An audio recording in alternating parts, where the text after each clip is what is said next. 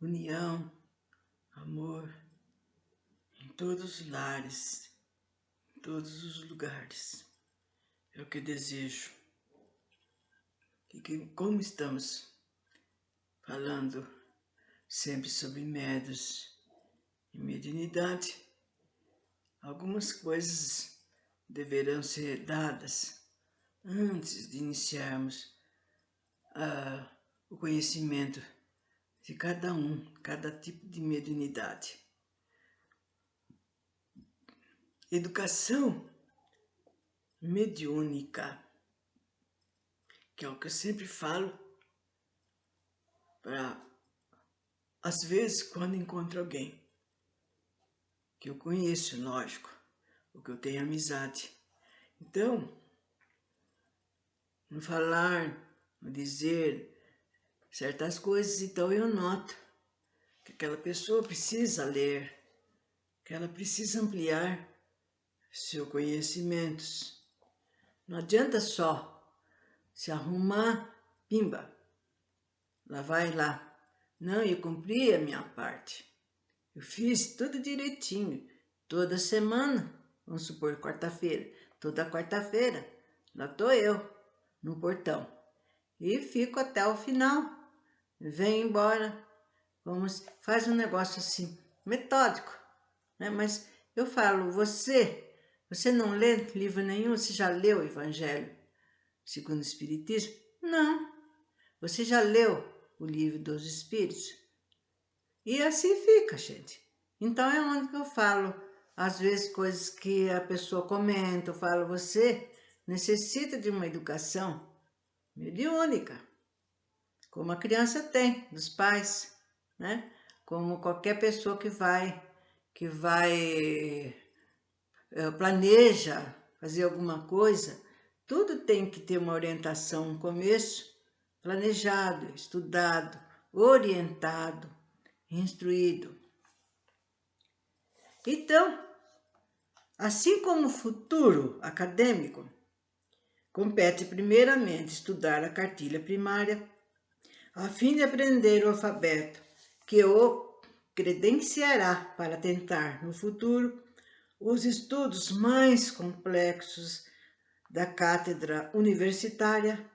O médium também precisa começar o seu desenvolvimento mediúnico orientado pelas lições básicas da doutrina espírita. No aprimoramento mediúnico estão em jogo os elevados ensinamentos da vida evangélica e a sua finalidade é unicamente a de proporcionar ao homem a mais breve libertação espiritual. Entretanto, o êxito depende muitíssimo das condições morais e dos conhecimentos do médium, o qual deve se afastar de tudo aquilo que possa despertar o ridículo, a censura ou o sarcasmo sobre a doutrina espírita. O médium desenvolvido, na acepção da palavra, é fruto de longas experimentações em favor do próximo, só o serviço desinteressado, a imaginação disciplinada e o equilíbrio moral e emotivo é que poderão garantir-lhe o sucesso nas suas comunicações com o alto. Só o desenvolvimento mediúnico correto, supervisionado por outras criaturas sensatas e experimentadas, é que realmente poderá garantir os resultados proveitosos e evitar os espinhos das decepções prematuras ou desencanto das tarefas fracassadas. O Espiritismo é o conjunto de leis morais que disciplinam as relações desse mediunismo entre o plano visível e o invisível, coordenando o progresso espiritual dos seus adeptos. A mediunidade é um patrimônio do espírito, é faculdade que engrandece em sua percepção psíquica, tanto quanto evolui e se moraliza o espírito do homem. A sua origem é essencialmente espiritual e não material. A mediunidade é faculdade extraterrena e intrinsecamente espiritual. Em sua manifestação no campo de forças da vida material, ela pode se tornar o elemento receptivo das energias sublimes e construtivas, provindas das altas esferas da vida angélica. A espécie da mediunidade mais avançada é a intuição pura, é a mais sublime faculdade oriunda de elevada sensibilidade espiritual. É natural e definitiva, espécie de percepção panorâmica que se afina tanto quanto o espírito mais se ajusta nas suas relações e inspirações das esferas mais altas para a carne. A intuição é, pois, o estágio mais elevado do espírito e o corolário que vai desde o curso primitivo até a razão angélica. A tarefa mediúnica não compreende somente a função mecânica do médium transmitir as comunicações dos espíritos dos desencarnados para o cenário terrícola, como ponte viva entre o material e o além. Ela requer também que os seus medianeiros vivam existência digna e operosa na carne, a fim de lograrem sintonia com espíritos sublimes e responsáveis pela redenção do homem. Toda imprudência, desleixo, rebeldia, má vontade ou paixão viciosa por parte do médium em prova no mundo físico geram toda sorte de distúrbio em prova no mundo físico, geram toda sorte de distúrbios psíquicos ou de sofrimentos físicos incontroláveis, que devido a isso tornam o desenvolvimento um processo torturante. Bom, vocês estão vendo que já tenho falado, né, de outros autores, de outras pessoas, tudo como se deve proceder um médium, como ele deve proceder, né, nas suas atitudes, nos seus atos. Agora, se ele teima, vocês viram que vem sofrimentos, distúrbios, e que não tem controle. Às vezes vai no centro, toma um passo, mas não passa, não melhora. E assim vai ficando, porque a pessoa teima ou não acha que é bobagem não fazer as coisas, e assim por diante. E é muito comum, gente, a maioria dos médiuns iniciar o seu departamento mediúnico sob a atuação dos espíritos sofredores, imperfeitos ou obsessores que, aproveitando-se da porta mediúnica para a fenomenologia do mundo físico, e atiram-se à satisfação dos seus objetivos impuros e cruéis. E é isso daí, eu vi muito sim que a pessoa estava sofrendo muito, e aquela mediunidade que posso dizer, não surgia, não aparecia, e a pessoa passando mal, não dormia, né? Até que indo numa, a pessoa estava procurando ir trabalhar. No fim acabou, né, recebendo logo de cara, a pessoa conseguiu dar passagem para espíritos sofredores, para um espírito que estava atuando sobre ele. E é muito comum, né? Às vezes a pessoa pensa, vem espíritos conhecidos, parentes, né? Principalmente avós, mãe, pai que já se foram, mas a maioria recebe mesmo, fica atuando, né? No dia a dia naquele médium, e até que ele dá passagem para esse sofredor. E aí eles aproveitam para doutriná-lo, né? Para conversar com ele, para orientar.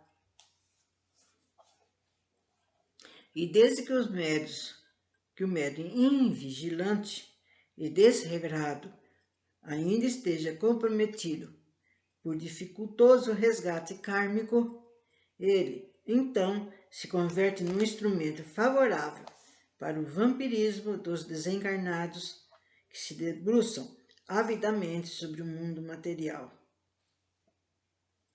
Nossa, tem uma série de coisas. Por isso, gente, por isso, vocês que têm a mediunidade, que ainda estão pensando, não deixe de trabalhar. Vocês poderão voltar, ou aqui, onde vocês forem, uma mediunidade pior, de prova.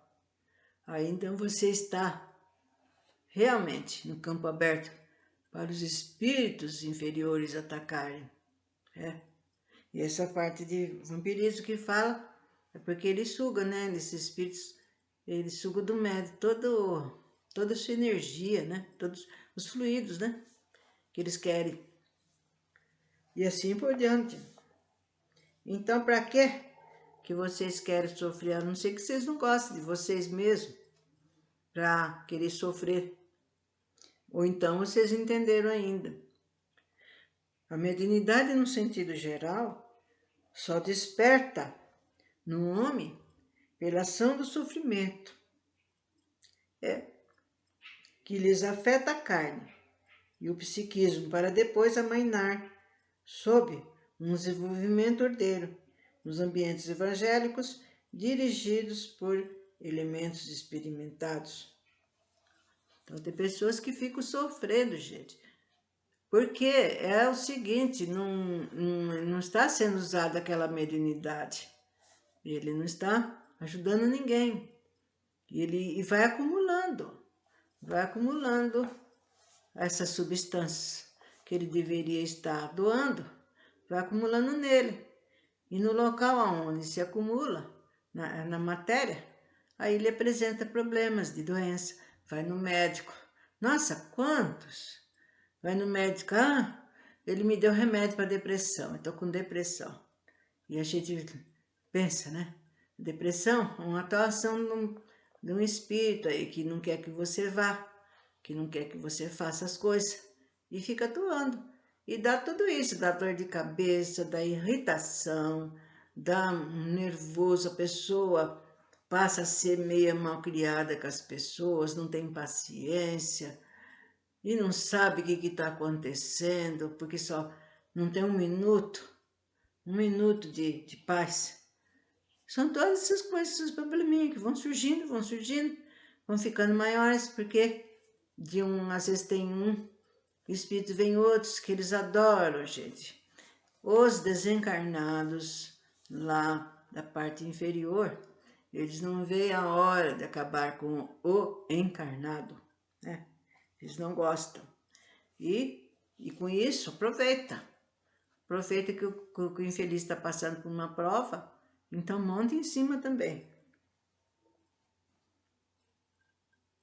E muitas vezes, que eu já vi também, desponta, como diz aqui, pelo sofrimento. A pessoa sofre, vai no médico, cai de cama, o médico fala, você não tem nada, meu irmão, você não tem nada, tá tudo perfeito. Mostra mesmo, vocês, tudo perfeito, a sua circulação tá boa, a sua parte do pulmão, e ele chega em casa ou por aí, passa mal, se sente mal no serviço, às vezes é obrigado a sair mais cedo ou então faltar, porque ele está sempre passando mal, até que um belo dia desponta essa mediunidade. E daí para frente ele dando passagem para o espírito, aí depois vem, normalmente, né? Aí se apresentam pessoas que são ligadas a nós, né? Que foram nossos entes queridos nessa e em outras encarnações, né? E aí vem sempre espíritos de pessoas que foram médicos, enfermeiros, né? Padres, freiras. Nossa, quantos deles ficam esperando aquele determinado médium desenvolver para dar uma mãozinha também e fazer parte desse cenário para ajudar as pessoas, os encarnados. Bom,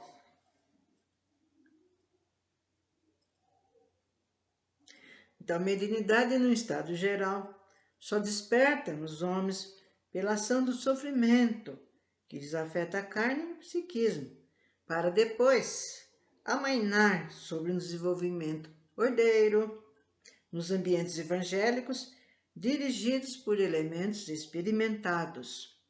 Só então é que o médium neófito e perturbado pouco a pouco ajusta sua tarefa em comum e assume o controle psíquico do seu corpo, enquanto procura sintonizar-se vibratoriamente como espírito, guia e benfeitor, que deverá protegê-lo na sua tarefa de intercâmbio com o mundo invisível. Então, gente, acabou aquele mal-estar, aquela coisa ruim, porque a partir do momento que ele recebe o seu mentor, então, a não ser que ele faça coisa errada, então deixe de trabalhar. Aí sim, ele vai parar de ter aqueles problemas, insônia, nervoso, irritado. E aí vai recebendo mentor, vai ajudando principalmente nos trabalhos de Kardec. A finalidade principal é de receber os sofredores para que outro médium saiba doutriná-lo, quer dizer, ensinar, explicar para esse sofredor que ele não deve continuar assim. E há aqueles que morreram, gente, que nem sabe que estava causando mal para aquele médium. Então ele é orientado, e a finalidade única é essa. Isso daí nada mais é que uma esmola, uma ajuda para aquele ser. Tanto o médico que está em desenvolvimento, como uma ajuda para o irmãozinho que estava sofrendo, que nem sabia que tinha desencarnado. A maioria nem sabe e leva susto na hora que fala. E os técnicos mostram para ele, olha, como você desencarnou. E aí ele é levado para os lugares aonde ele deverá seguir e ficar. Porque não fica à toa, não, gente. Aí ele vai passar, às vezes, para o tratamento espiritual. Às vezes ele vai sendo preparado também para futuras encarnações. E assim por diante.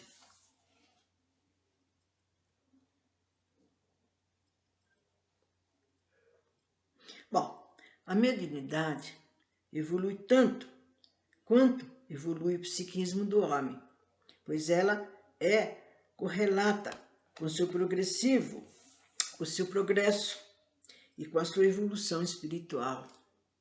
Embora todos os homens sejam realmente mais ou menos influenciados pela atuação dos espíritos desencarnados, não deveis esquecer de que também existem espíritos bons em tarefa benfeitora para com aqueles que na vida física buscam reabilitação espiritual.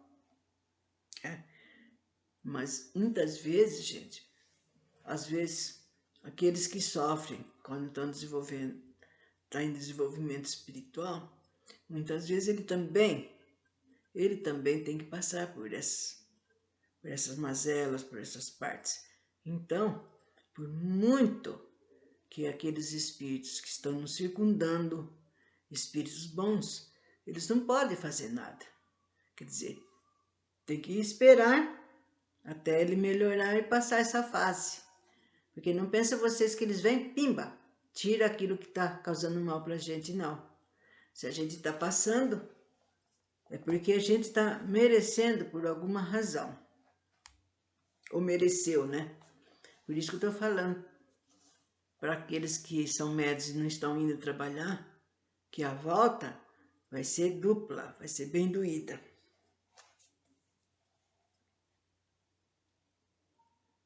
É necessário, gente, o homem renovar-se incessantemente na composição dos seus pensamentos e manifestações dos seus sentimentos.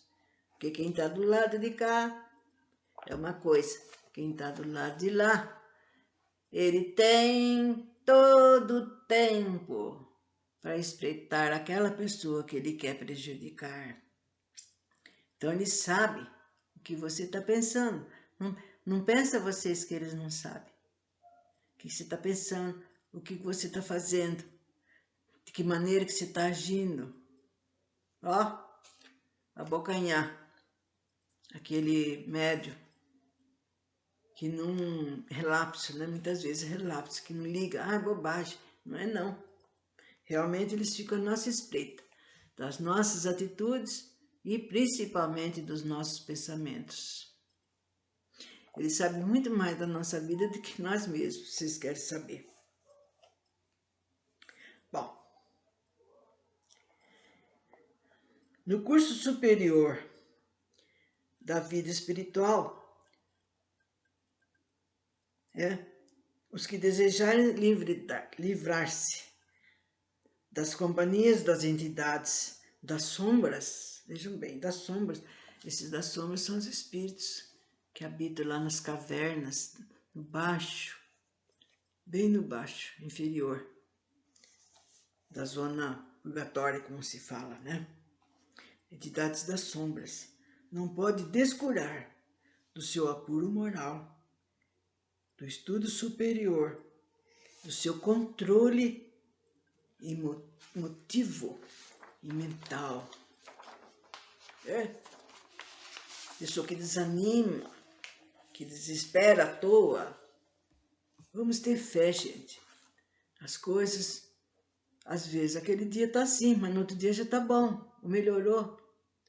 Então, no desespero, no desânimo, na aflição, ele começa a revoltar-se com a vida, com as coisas.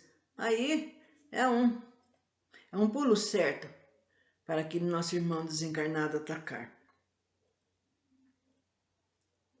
Principalmente se pensa em coisas que não devem pensar, os desejos inferiores e paixões violentas. O médio de mesa, a gente fala de mesa, por causa que existem outros lugares para trabalho além do trabalho de Kardec. Fala de mesa porque a mesa é colocada, né, toda de branco, com flores, água para fluidificar, o evangelho, as cadeiras todas arrumadinhas para os médios sentarem-se. Tem aqueles que recebem as entidades, tem aqueles que vão fazer sua doação, né? Vão orar, vão ajudar a manter muito bem o ambiente e assim por diante. Então, esses médios de mesa, ou dos trabalhos de Kardec, como se conhece, se preocupa mais propriamente com a espécie das ideias dos seus comunicantes, né? Os tipos de ideias que os seus comunicantes têm, no intercâmbio acentuadamente de ordem mental. Já o médio, que é de outra posição, que é que a gente fala das tendas, dos terreiros, cuida principalmente de reconhecer a entidade do espírito que o incorpora. E na disciplina da Umbanda existem códigos pontos cantados, riscados, cruzamentos de linhas, enfim, tudo que se diz respeito a elas durante os trabalhos, né? E assim, conforme seja determinado pela pessoa que dirige esses lugares, né? Então é feito esses trabalhos, né? Com os médios presentes, é lógico, e de acordo com aquilo que o chefe deseja que seja. Então, a de mesa tem sempre um, né, que é o dirigente, e tem o doutrinador, né, que esse doutrinador deve ser uma pessoa muito estudiosa, ler bastante, porque senão ele também poderá errar na hora da doutrinação, gente. Vejam bem, a responsabilidade é muito grande, muito grande. Não é só para aquele médico que vai receber aquela entidade, mas também para aquele que vai doutrinar, né? Porque às vezes ele pode dizer alguma coisa, falar que não deu certo, né? E está lidando com espíritos inferiores, geralmente. Então vejam bem. E junto à mesa espírita, ainda se nota um certo individualismo do trabalho nas relações com os encarnados, uma preleção de natureza elevada e de conteúdo sensato. Dispensa mesmo a entidade do comunicante, que tanto faz ser por um espírito qualquer como um apóstolo. Então, está falando das diferenças, gente, de tipos de trabalhos, né? E que o médio que veio para trabalhar na mesa é um médium que não é o mesmo médium igual ao mesmo médium que veio trabalhar numa tenda de umbanda, né? Depende das entidades que eles vão receber. Enquanto que um recebe espíritos que vêm trazer palavras do Evangelho, mentores, né? Um padre fala sobre a vida, um médico sobre como se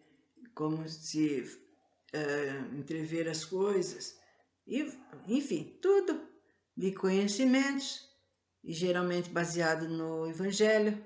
E essa orientação que eles dão para o desencarnado que vem sempre sofrendo, e também dão passagem para pessoas que são ligadas aos médios dali, né? E um mentor, que todos nós que somos médios, nós temos um mentor, né, junto de nós, além do anjo da guarda, além do guia. E na Umbanda é diferente. São vários médios trabalhando ao mesmo tempo, né? De acordo com o seu guia, de acordo com o seu médio. Eles dão passe, orientam, né? E escutam. É diferente da mesa. Eles escutam aquele ser que está pedindo ajuda, no que ele está necessitando, e dá as suas orientações. Por aí vocês vejam as diferenças. Então, até outra ocasião será tido outros entendimentos.